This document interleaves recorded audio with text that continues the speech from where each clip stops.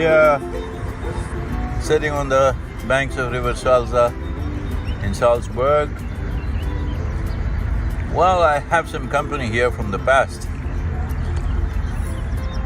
At one time, I spent so much time just simply staring at the water and its endless number of forms that it takes. In all these forms that it takes, and even in still water, like a glass of water, I always noticed that maybe today I am calling them molecules, but I always saw the water particles changing shape and form and taking on many different dynamics.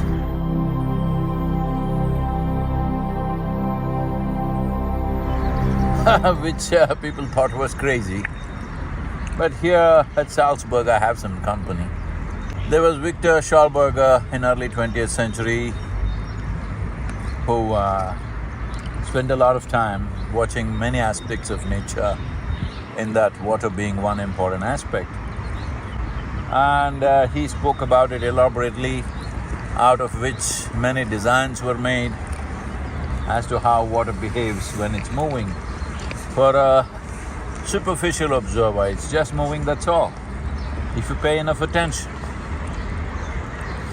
Well, we are doing what's called a samyama, which is absolute attention.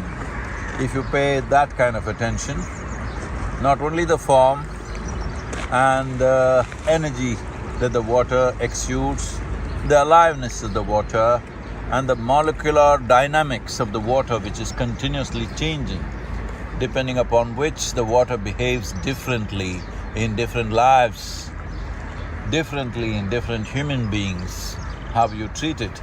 72% of your body being water. How you treat it, how you perceive it is extremely important. This is the land of Victor Schallberger. Unfortunately, he was a bit too ahead of his times. When the German occupation happened, the Nazis saw him as a crazy person or an insane person, and they wanted to put him in an insane asylum. Fortunately, his friends got him out of it, and he died penniless in 1958, just a year after I was born.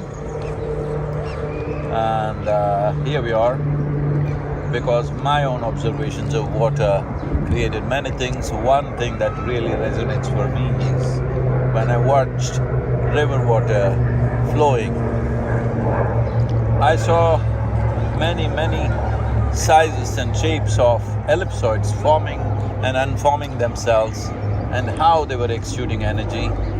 In many ways, these ellipsoids have ruled my life.